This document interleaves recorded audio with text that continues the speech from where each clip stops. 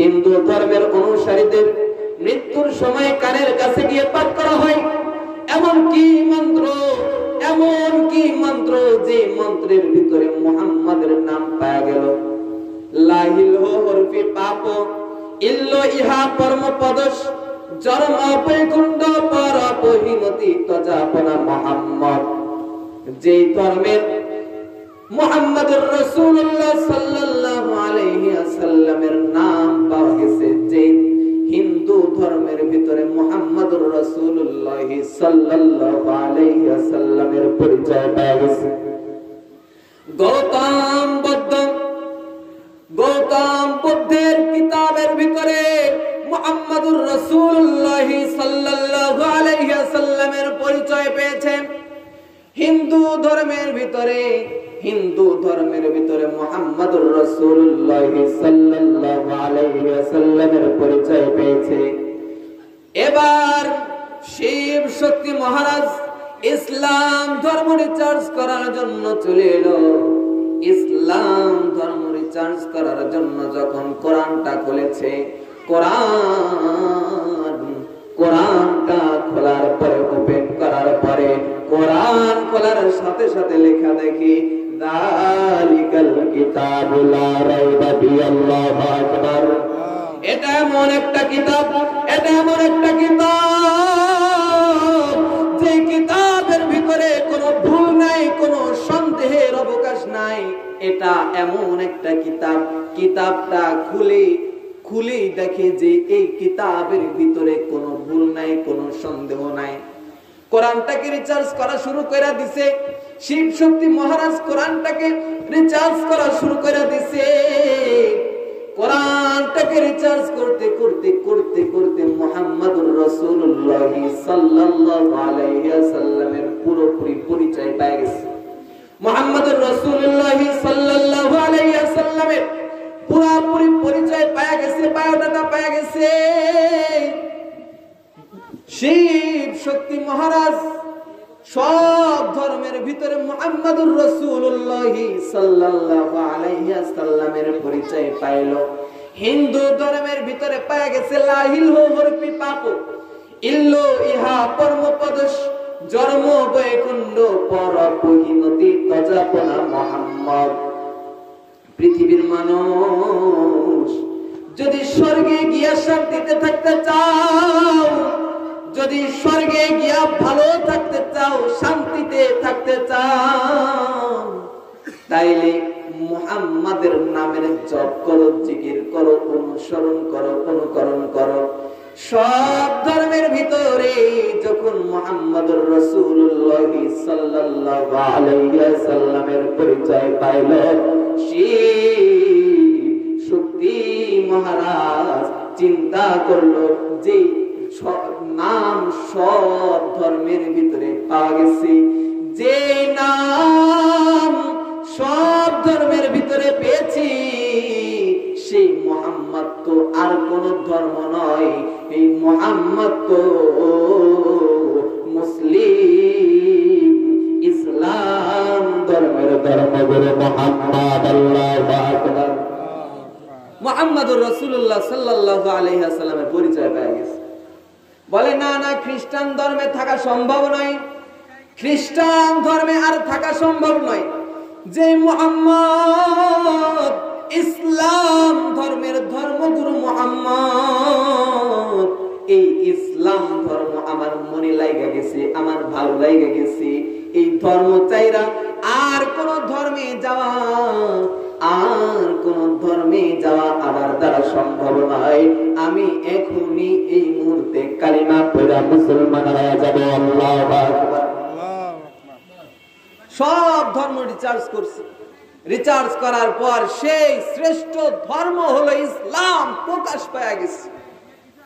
সব ধর্মের ভিতরে মুহাম্মাদের নাম, এই মুহাম্মদ সাল্লাল্লাহু আলাইহি ওয়াসাল্লাম পয়গম্বরে আরবি, সরকারে দো আলম, সরকারে দো আলম, দো জাহানের বাদশাহ মুহাম্মাদুন আব্দুল্লাহ ইবনে আব্দুল মুত্তালিব, হাশিম ইবনে মানাফ ইবনে কিলাব ইবনে মুররা, কাব ইবনে রুয়াই ইবনে ফিহির, মালিক ইবনে নাজার ইবনে কিনানা, মুদরাকা তাবলিগ আসব ইবনে আদনান, মুহাম্মদুর রাসূলুল্লাহ সাল্লাল্লাহু আলাইহি ওয়াসাল্লাম।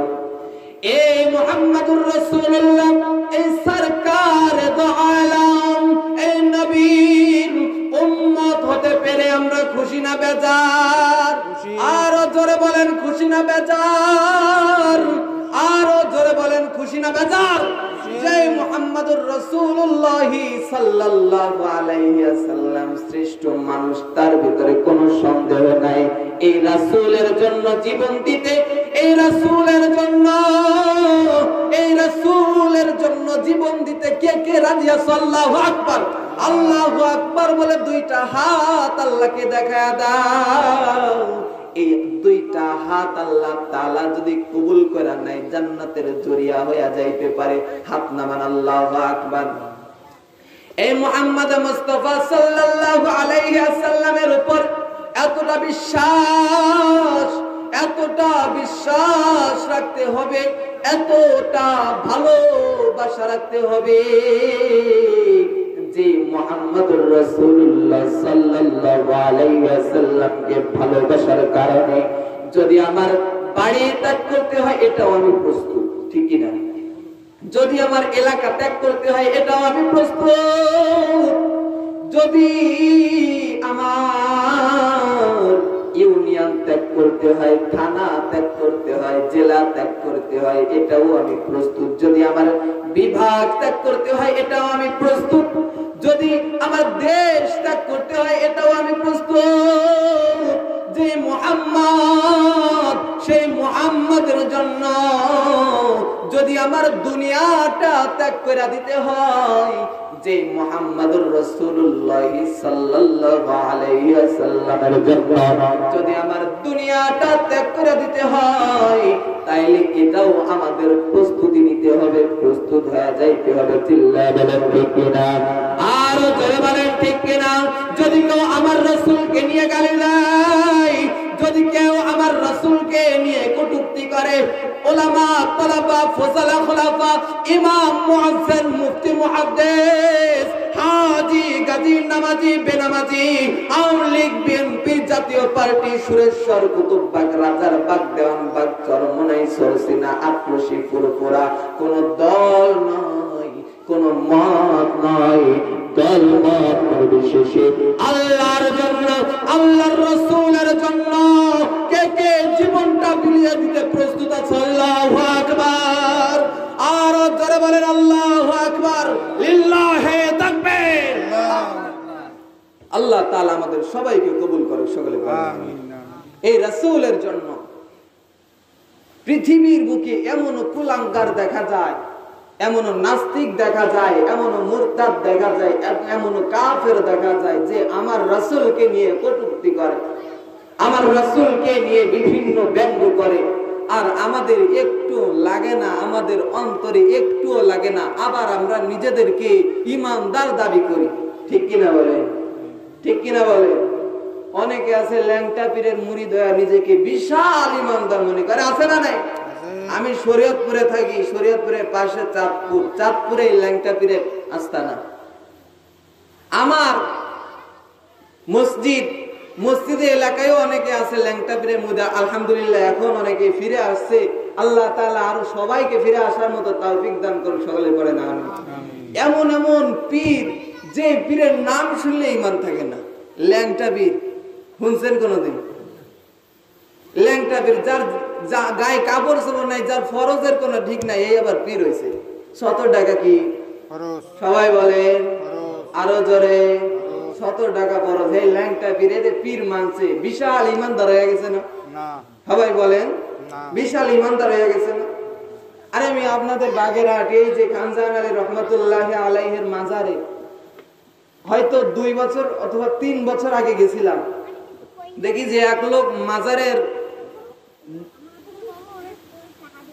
উত্তর সাইডে, মাজারের উত্তর সাইডে এক লোক সুন্দর করে আসন দিয়া বসছে, গায়ে কোনো কাপড় নাই, জায়গা মতো একটা লাল কাপড় বিছানো, বুঝছেন? জায়গা মতো একটা লাল কাপড়। সারা গায়ে কোনো কাপড় নাই। আবার দেখি মাঝে মাঝে এমন করে কেন মারতেছে কারণটা কি? জিগাইলাম, কই শয়তান তাড়াইতেছে। বুঝলেন, শয়তান তাড়াইতেছে। এই তো বড় শয়তানের মোজ দেখলে মনে হয় যে মোজের তারে বান্দর পলায় থাকলেও খুঁজে পাওয়া যাইব না মোজ।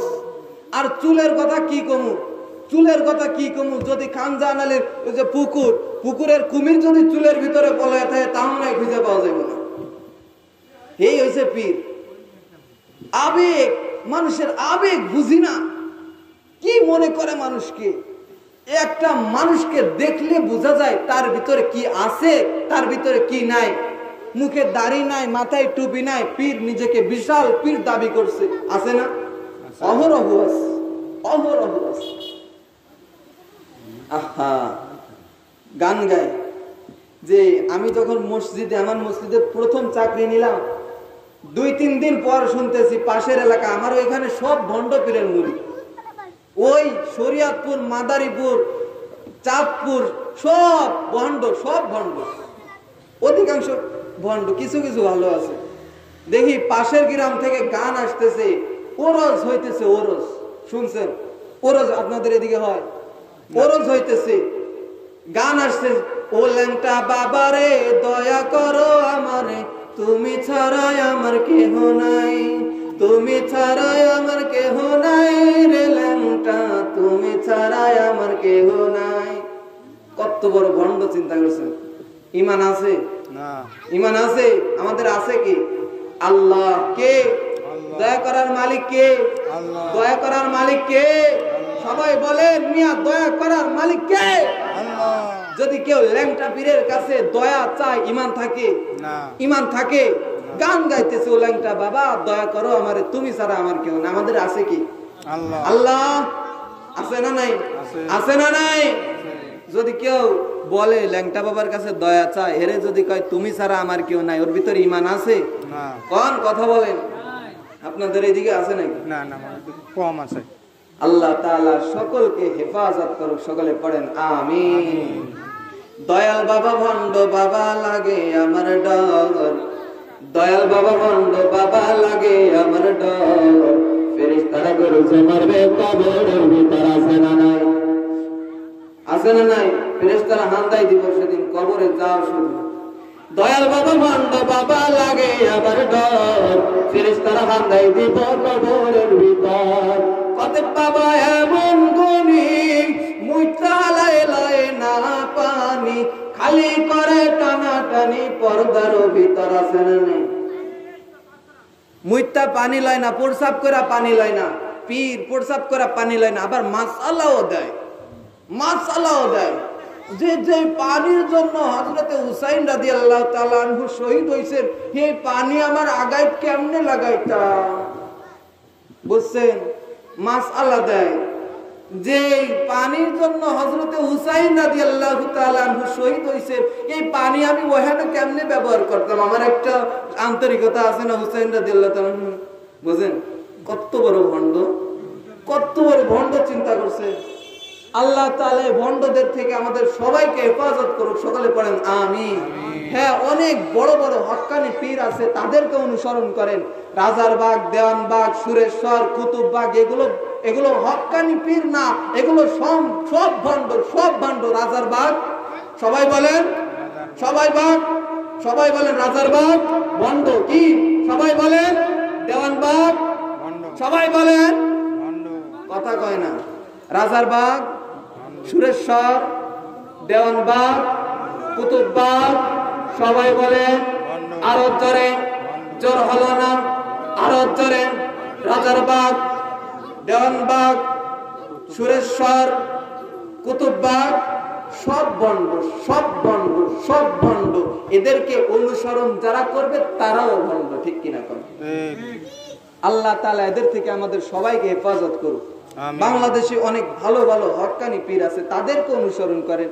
যাদেরকে অনুসরণ করলে জান্নাত পাওয়া যায়, যাদেরকে দেখলে তার ভিতরে নবীর সুন্নাত ভাইসা ওঠে, তাদেরকে অনুসরণ করেন। দাড়ি নাই, টুপি নাই, মোজ নাভি পর্যন্ত, চুল পা পর্যন্ত, এদেরকে কিভাবে মানুষ পীর মানে? বুঝে আসে না।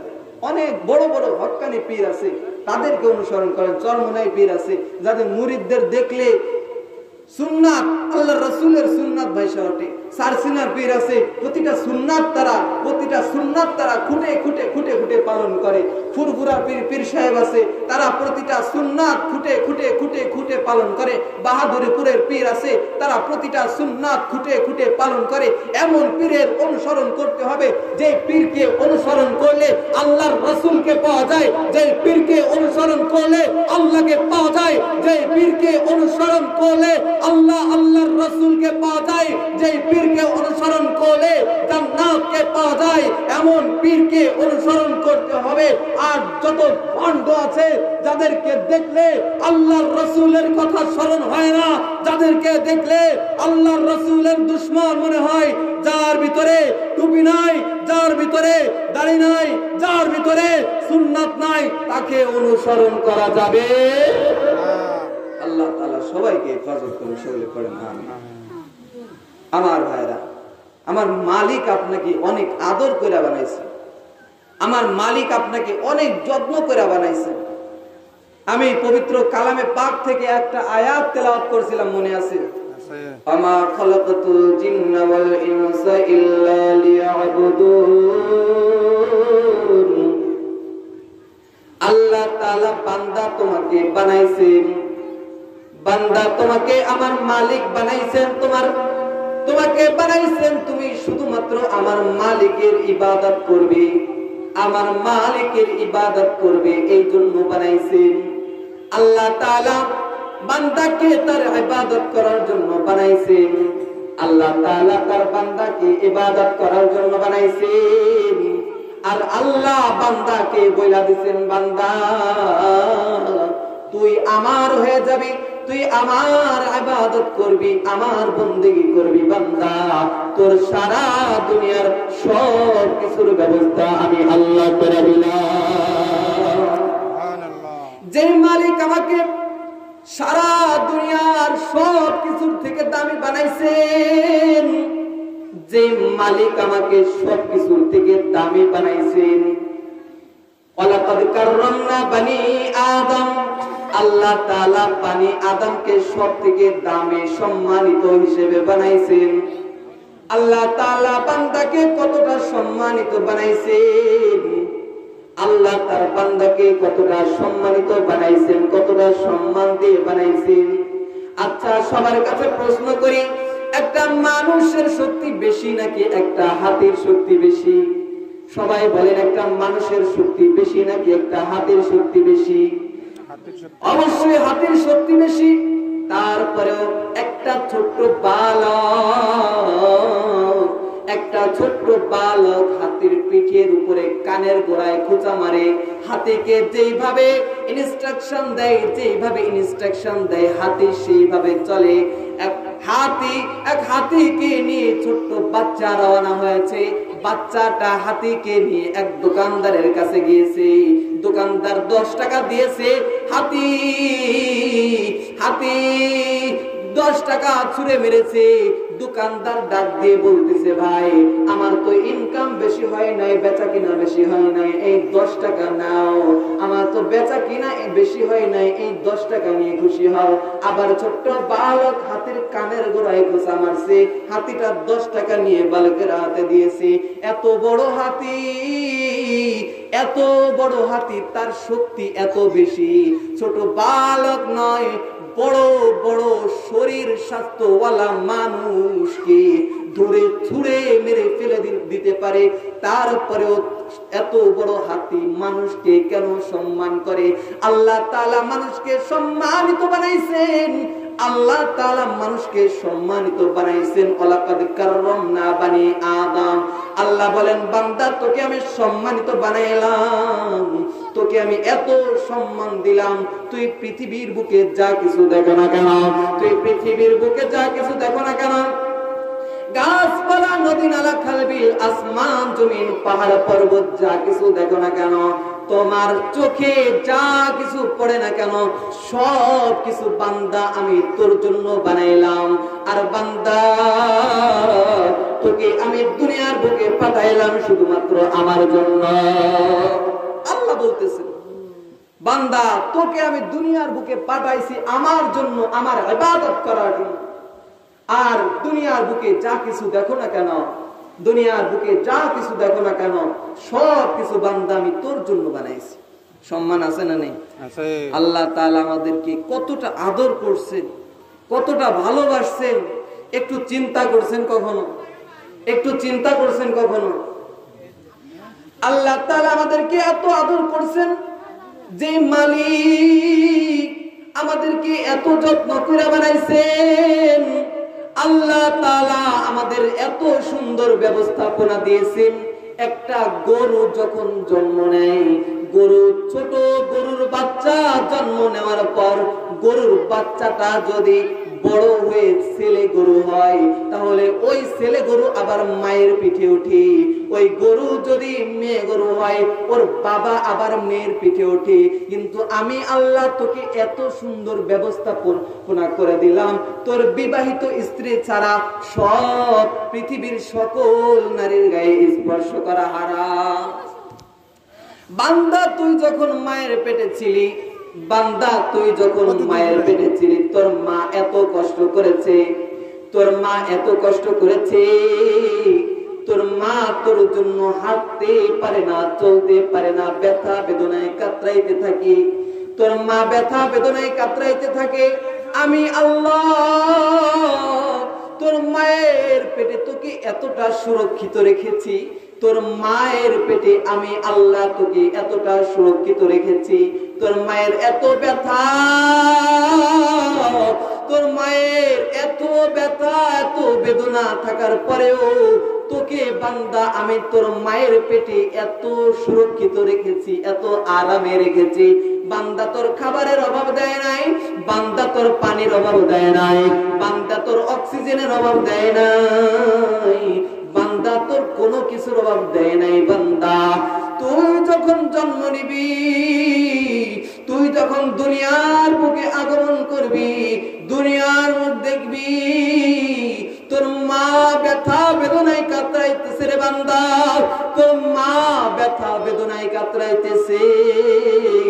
একটা মা যখন প্রসব বেদনায় কাতরাইতে থাকে, তখন মায়ের কষ্ট যন্ত্রণা থাকে 43 থেকে 45 ডিগ্রি।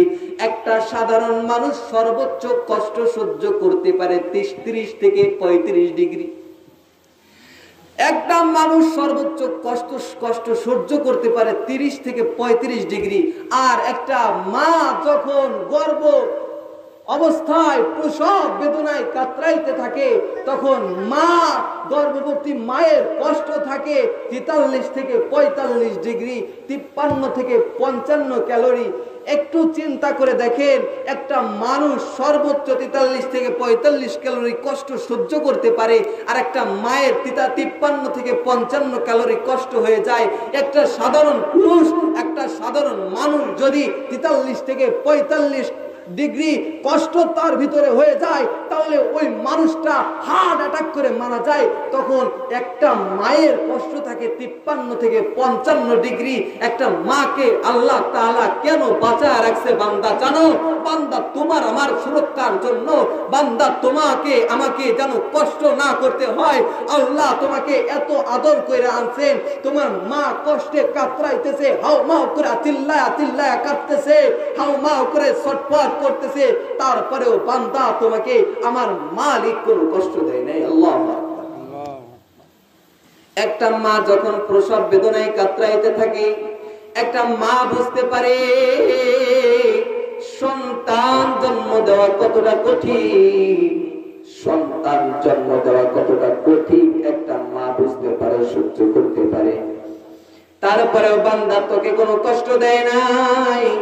রাজশাহী মেডিকেল কলেজে একটা গর্ভবতী মাকে নিয়ে আসা হলো, চিল্লাইতেছে, হাউমাউ হাউমাউ করে কাঁদতেছে, ছটফট করতেছে। ডাক্তাররা চিন্তা করে দেখলো, ডাক্তাররা চেক আপ করে দেখলো, মায়ের অবস্থা এমন হয়ে গেছে, যদি সন্তানকে বাঁচাইতে হয় মায়ের বাঁচার সম্ভাবনা খুবই কম।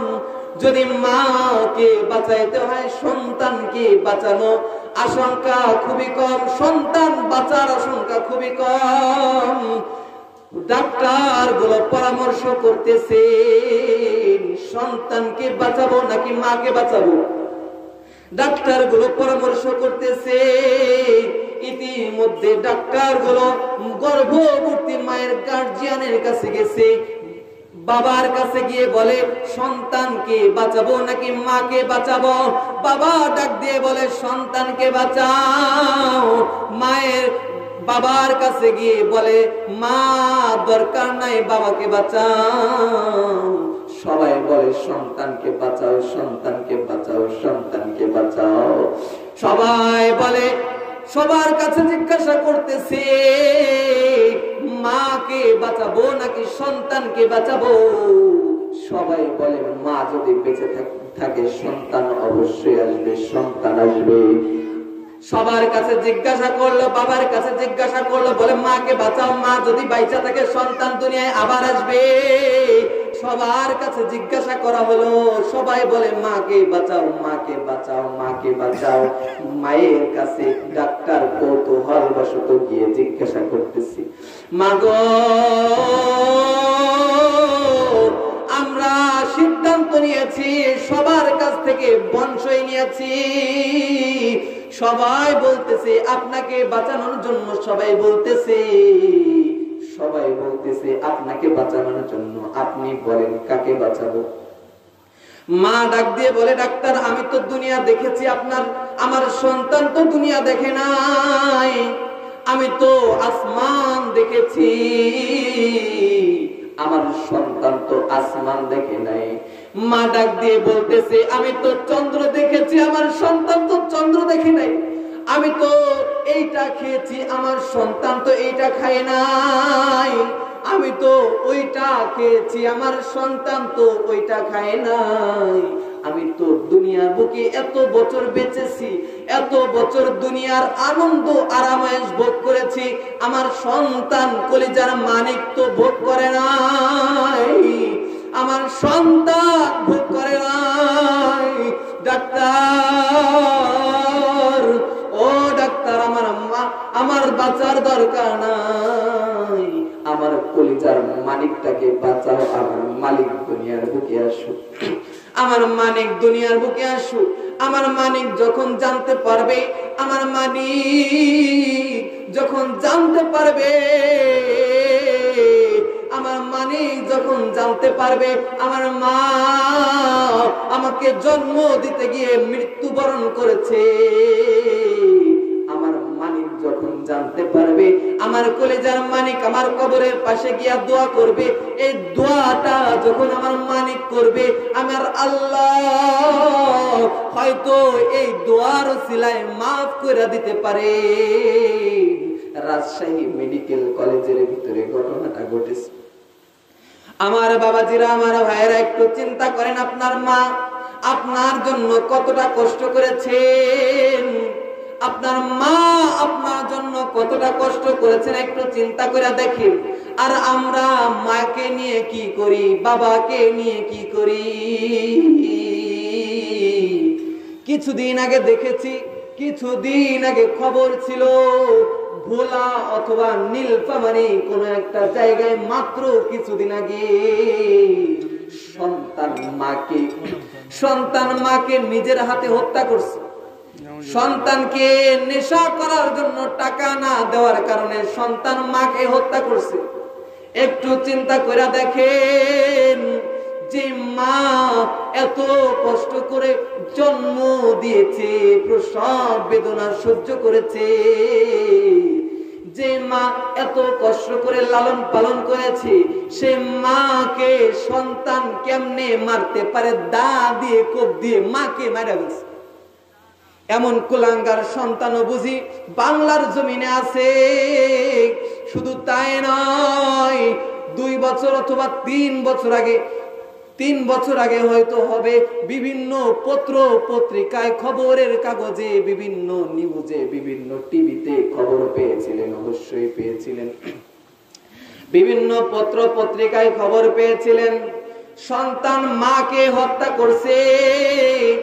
সন্তান মাকে হত্যা করছে। পুলিশ সন্তানের কাছে জিজ্ঞাসা করতেছে, রে কুলাঙ্গার সন্তান, বল তোর মাকে কেমনে মারছো, তোর মাকে কেমনে মারছো বল। সন্তান ডাক দিয়ে বলতেছে, রে পুলিশ, আমি কেমনে আমার মাকে মারছি এটা জিজ্ঞাসা করার দরকার নাই, সহ্য করতে পারবা না। আমি আমার মায়ের কাছে নেশা করার জন্য টাকা চাইলাম, আমি আমার মাকে মায়ের কাছে নেশা করার জন্য টাকা চাইলাম। আমার মা ডাক দিয়ে বলে, তুই নেশা করার জন্য নয়, তুই কোনো ভালো কাজের জন্য যা কিছু চাস না কেন, যত টাকা পয়সা চাস না কেন, আমি মা হিসেবে তোকে দিব। আমার জীবনের বিনিময়ে যদি তোকে দিতে হয় তাও দিতে প্রস্তুত, তাও আমি চাই না আমার জন্য আমার কলিজার মানিক আমার সন্তান নেশা করবে, পাগল হয়ে যাবে, আমি মা কখনোই চাই না। মায়ের মুখে এমন কথা সন্তান শোনার পরে মাকে আঘাত দিয়ে জমিনের বুকে ফেলে দিছে, জমিনের বুকে ফালাইয়া দিছে। ফালাইয়া দেওয়ার পরে সন্তান কুলাঙ্গার সন্তান মায়ের বুকের উপরে চাপায়া বসছে। মায়ের বুকের উপরে বসার পর মাকে ডাক দিয়ে বলতেছে, বল আমার নেশা করার টাকা দিবে কিনা বল। মা ডাক দিয়ে বলতেছে, আমি যদি বেঁচে থাকি, আমার এক ফোঁটা তাজা রক্ত থাকতে তোমাকে নেশা করার টাকা দিতে পারি না। এমন কথা শোনার পরে সন্তান